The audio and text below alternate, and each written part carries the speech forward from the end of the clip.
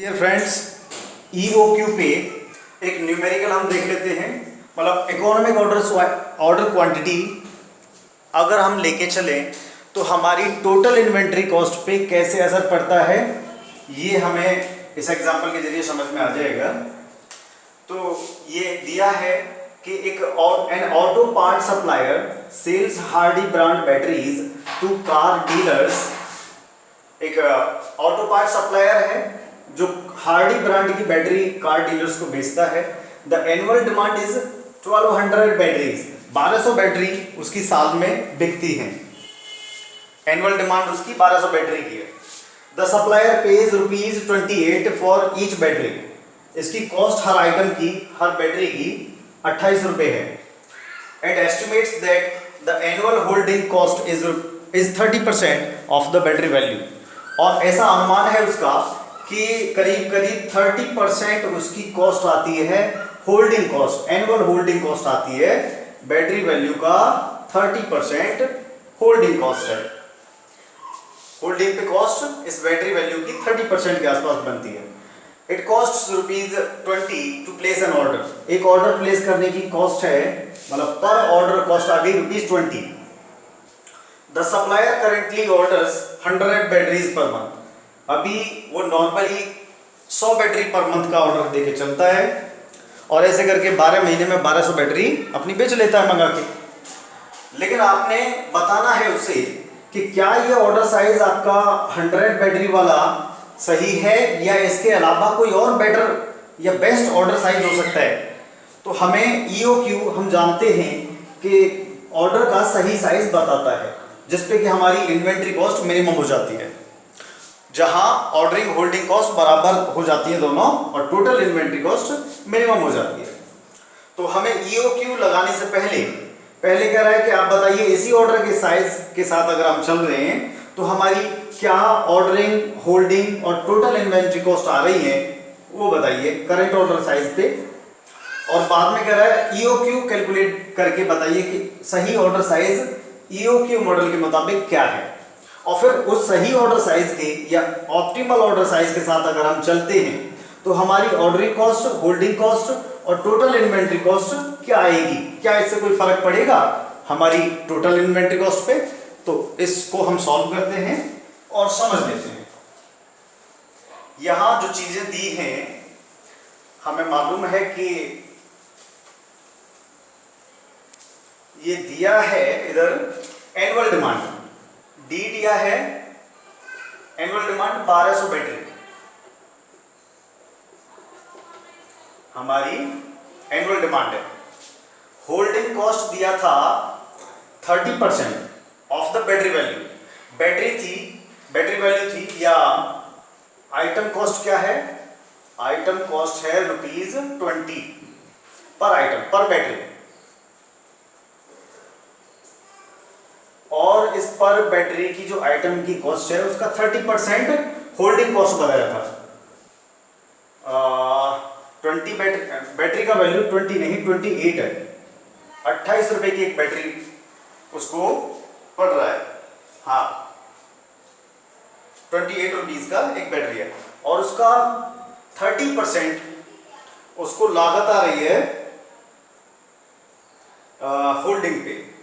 तो 28 का 30% मतलब 0.30 से आप मल्टीप्लाई कर दीजिए तो ये आ जाएगा 8.4।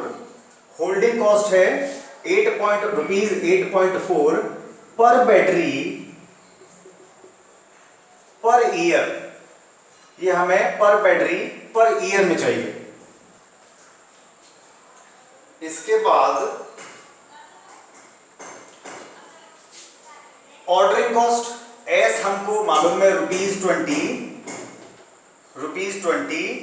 पर ऑर्डर आपकी ऑर्डरिंग कॉस्ट है। तो ये चीजें हो गई। हमारा फॉर्मूला क्या कह रहा है? EOQ का फॉर्मूला क्या है? EOQ is equal to √2DS upon H। तो हमें EOQ के लिए यही सारी चीजें चाहिए वैसे, और लेकिन कैलकुलेशन उससे पहले हमसे करा रहा है वो कि करंट ऑर्डर साइज के साथ 100 बैटरीज का अगर हम ऑर्डर दे रहे हैं, करंट ऑर्डर साइज क्या है, Q क्या है? 100 बैटरी। 100 बैटरी पर ऑर्डर, वो 100 बैटरी का ऑर्डर देता चला जा रहा है अभी। तो इसके मुताबिक उसकी ऑर्डरिंग, होल्डिंग और टोटल इन्वेंट्री कॉस्ट पहले कैलकुलेट करेंगे, फिर ईओक्यू कैलकुलेट करेंगे, और फिर ईओक्यू के साथ क्या अंतर आता है इन ऑर्डरिंग होल्डिंग कॉस्ट में ये देखेंगे। तो पहली चीज कि total ordering cost, holding cost और इन्वेंट्री कॉस्ट कितनी बन रही है। तो इसके लिए हमें चाहिए कि हम जानते हैं कि टोटल इन्वेंट्री कॉस्ट या TRC, total relevant cost, is equal to ordering cost plus holding cost. ये दोनों कॉस्ट्स को आप जोड़ देंगे तो टोटल रिलेवेंट कॉस्ट इन्वेंट्री की आ जाएगी। ऑर्डरिंग कॉस्ट के लिए और होल्डिंग कॉस्ट के लिए फॉर्मूला क्या है, D/Q into S plus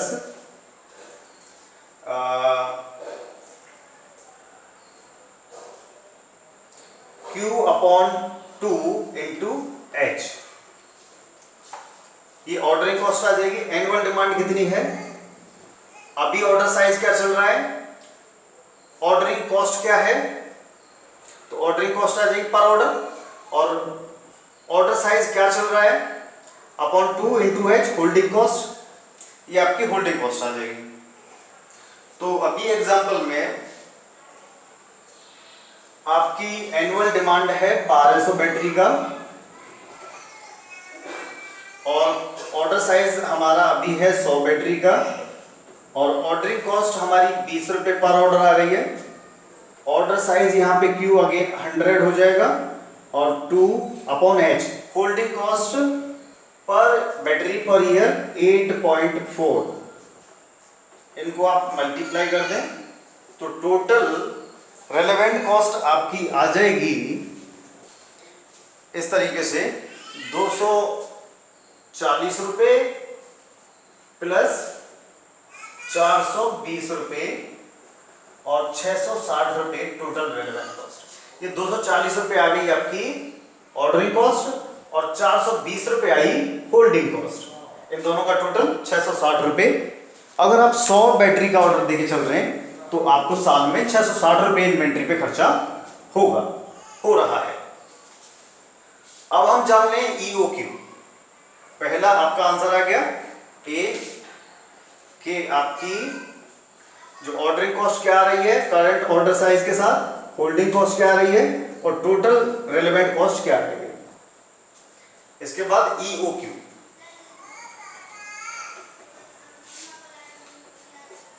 EOQ ये सारी चीजें हमें याद है, हम रख लेंगे, फॉर्मूला रखते हैं। बी हम कैलकुलेट कर रहे हैं EOQ, economic order quantity, optimal order size, under root 2ds/h, under root 2ds/h, और डी है यहां पे एनुअल डिमांड कितनी है 2 इंटू 1200 एनुअल डिमांड है, और आपकी ऑर्डरिंग कॉस्ट है पर order ₹20 upon holding cost per item per year आपकी 8.4 रुपीज। आप सॉल्व करेंगे, आंसर आपका आ रहा है करीब 75.6। तो पॉइंट में तो हम क्या ऑर्डर देंगे, मतलब 76 क्वांटिटी आ रहा है कि सही ऑर्डर साइज क्या है, 100 नहीं बल्कि 76 बैटरीज का ऑर्डर आपको देना चाहिए। इसके बाद फटाफट हम जो है नए ऑर्डर साइज के साथ ये सारी कॉस्ट कैलकुलेट कर लेते हैं। आपकी सही ऑर्डर साइज आ गया 76 बैटरीज पर ऑर्डर, आपको सही ऑर्डर साइज है कि हर ऑर्डर आपका साल भर जो डिफरेंट ऑर्डर आप दे रहे हैं हर बार 76 बैटरी का ऑर्डर दीजिए।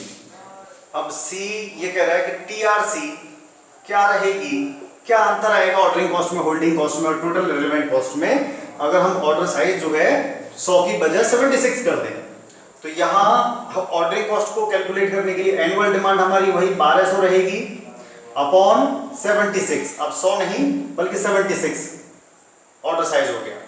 ऑर्डरिंग कॉस्ट वही रहेगी ₹20 पर ऑर्डर प्लस नया ऑर्डर साइज 100 नहीं, अभी क्या हो गया 76 अपॉन 2, और holding cost per item per year वही 8.4, और आपकी टोटल रिलेवेंट कॉस्ट इस तरीके से बन जाएगी। इसको सॉल्व करके तो 315 रुपये 315.79 प्लस होल्डिंग कॉस्ट आई आपकी 319.20 और टोटल रिलेवेंट कॉस्ट बन गई 636। देखिए अगर हम ऑर्डर साइज 100 रख रहे हैं तो हमारी 660 रुपये सालाना की इन्वेंट्री पे कॉस्ट आ रही है, और अगर हम ऑर्डर साइज EOQ के मुताबिक 76 लेके चलते हैं तो हमारा टोटल रिलेवेंट कॉस्ट 660 से घट के सिर्फ 636 रुपये आ गई, मतलब करीब 24 रुपीज का प्रॉफिट या कहेंगे लाभ जो है 24 रुपीज का बेनिफिट आपको EOQ का ऑर्डर साइज लेके चलने पे हो रहा है, बेनिफिट 24 रुपीज पर ईयर का।